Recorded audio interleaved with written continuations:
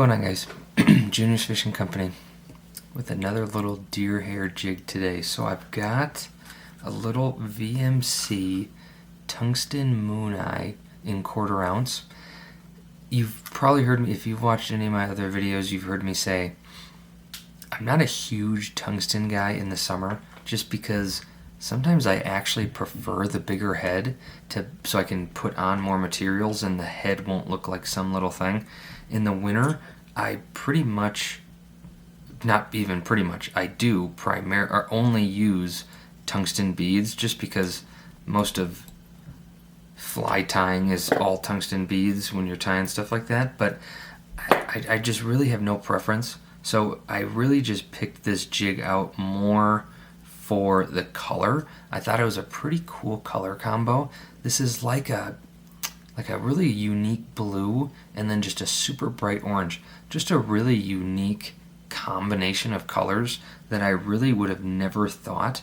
So I'm going to put in 2 stacks of deer hair up on this lead body.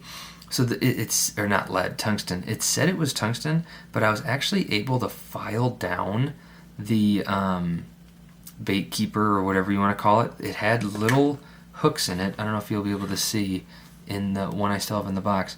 It has little hook keepers in it, but I was able to file it down. So I don't know if it's just a tungsten head and there's some lead in the back, because really tungsten is nasty hard. So you're not going to be able to file it down. Like, I shouldn't, unless they're just lying and it's actually lead. But you shouldn't be able to file it down as much as I did. But I digress into the details. I'm going to add just a tiny little rattle to this. Nothing huge. I really don't like a super giant rattle. I really just, I don't like putting it past the hook, just because this ends up taking a big beating on the ground and through weeds and stuff like that. And not that they fall off, but this little cheap plastic rattle, these kind of head pieces, the cones, or whatever you'd want to call it, they pop off pretty easily. So these don't last forever. I'm just going to put that down right on top, and I'm just going to kind of lather it up in super glue. And I'm actually going to put some on top for my thread to stick, because I'm going to do a couple wraps of this on to the top just to hold it down. But I want to get this kind of stable in there first. And then I'm going to end up just coming up here, just because I like when this sits flatter. Sometimes if you don't do this, it'll kind of stick up at a little bit of an angle and affect more of that deer hair body. So I try to get them, and I mean, this is not going to go anywhere. So I try to kind of get that. Now I'm going to even this out a little bit, just so if I don't want my stuff to end up slipping, and this doesn't look very pretty, but that's all right. I'm going to come right up here. Maybe I'll just cover up this whole jig. So I've just got 2 stacks of deer hair, and I really couldn't figure out which flash to put down, a flash that matched it really well. But I actually ended up finding a pretty decent color combo. So I've got these 2 tails. This is just your standard orange. It's a really good tail, really nice long. This is a really the hair on this is a lot thinner, and it's a little wavy. I'm not a huge fan of this kind of hair. A lot of people are, but there's no air in this. This is barely gonna flare at all. And then this is from Hi Guys Fly Company, a really nice long tail, really thick too. This is actually like a sand eel. I think it's sand eel. I've never caught a sand eel. I've never seen one. You can Google it and see what they look like. I really don't know, but apparently this is the color of a sand eel. A really cool green, and it matched. It might not match very well on the camera, but this is the best I could do. I have like a little turquoise tail, but really it was too bright. I didn't want it to be too bright, so I've got just 2 stacks here, and it actually looks a little bit better. Again, the camera might not allow it to look like that, but it's gonna kind of match decent enough where I picked this jig out before I thought if I had colors to match it. I'm gonna put this in pretty much full length as long as I can get it. Both those tails are pretty decent tails. I'm gonna stack this a little bit. Both of those tails are pretty decent tails, so they're not Clouser grade tails by any means, but I just want to trim these up a little bit to get them even. So I'm going to come down probably about halfway in between my rattle, and I'm reaming on that, and my head for my first little stack, and then I'm going to put my flash in. You can put your flash in first if you want, and just make it long. Just put it in long and it'll kind of be a little trailer.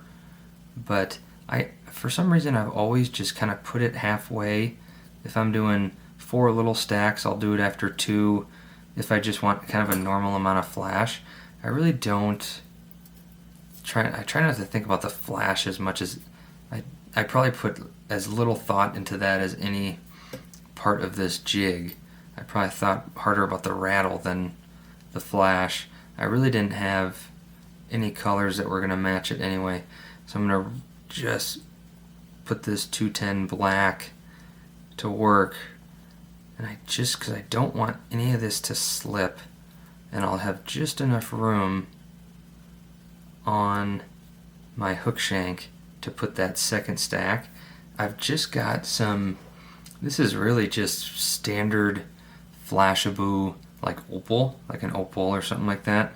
I'll just taper it out a little bit, and I'm not going to put all this down just because I don't necessarily want tons of flash. I just want enough that it's just going to be, you see some, bluegill and stuff like that, or, some shiners and stuff. They're pretty flashy, but really this bait is so bright that the flash is the least of my concern. I'll just get that pushed right on the side, and that should be sufficient enough in my opinion. Again, when you're making your own jig, you could triple the flash and call it good. So I'm going to put down a little bit of super glue here just to keep everything where I want. I don't know if I've ever said the super glue I prefer to use. My grandpa, when he was around, only used Loctite. So I just remember him saying that, get the Loctite, get the Loctite. So I don't have any preference on super glue. I'm just going to get a couple more wraps down. I'm not worried about putting that hair down. So I'm going to get my thread all the way up to my head. And I got to hope that this is a good paint job, because I'm going to end up coming with a razor blade and trimming that off. The first stack I put in here was a lot more orange, and this second one is a lot more of that sand eel, and it's going to have a lot more flare in it, because I got this sand eel from the way bottom of the tail. It doesn't matter how much flare you put in it, because it's all going to get bent back anyway, but I think it looks better, especially when it's still dry. So I'm just going to kind of measure that out. I want it to be a little bit shorter, so I'm going to take off a pretty decent chunk of this hair. I always buy better tails, and I know it's kind of a cardinal sin to be trimming off an inch of your bucktail every time you use it, but I just really don't have the money to be super picky and buy 4 orange tails in 4 different sizes, because people do, but I don't mind trimming them off as long as it's not like a crazy good white bucktail or something like that, because I have so many white bucktails. But I'm going to get this put on there, and you're going to see this flare a ton. But again, it's going to mat down anyway, so It's not going to be some giant jig like this swimming in the water. As soon as it gets wet, as soon as you catch a couple fish on it, it'll all kind of settle down into itself. I'm just going to put some pressure on there just to spin it, because I want it even as I can get it. And that should be good. I'll pull all this back, and I'm just going to get a couple really, really good wraps over this stuff, even up to my eye, to the head of my jig. And then I'm going to come back here. I'm going to grab my razor blade. I'm going to trim this. Alright, so that head is pretty cleaned up. I'm going to have to take, I've got a little Montana Fly Company pad here.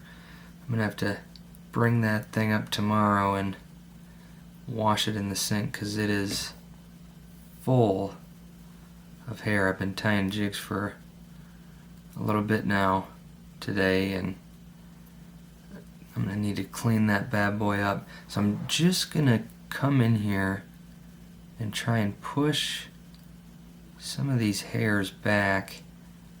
This is the part of the jig that you don't have to do this, but I'm going to trim that little guy off. But I just really like it.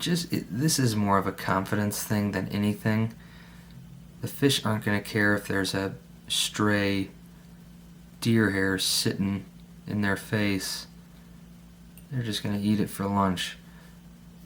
But I like to clean them up as much as I can and try and get the collar looking at least half decent. That looks fine with me. It's dark out, so I can't see as well, but we'll kind of call that good, I guess. Maybe I can come in at another time and see. But this, kudos to VMC, because I pricked this thing pretty good with some of that, with that razor blade, and I didn't get a single chip, which doesn't happen. I mean, it's probably maybe 40% of the time I chip something, but again, good job VMC. That is a tough painted jig. Little 4-inch sand eel orange tungsten 1/4 ounce jig head, tungsten mooneye jig head. Like and subscribe, Junior's Fishing Company. Drop comments below. I am in full swing of spring. Let me know some stuff you want to see, colors. If there's a cool jig head, I am a jig head fanatic. So if there's jig heads, if you've seen all my deer hair videos, or if this is the first one, take a look at the page, look at all the different deer hair jigs. It's kind of my primary love, is just tying deer hair jigs. But if there's a brand of jigs that you know that you've never seen in these videos, let me know and I will buy them. We'll see you in the next one.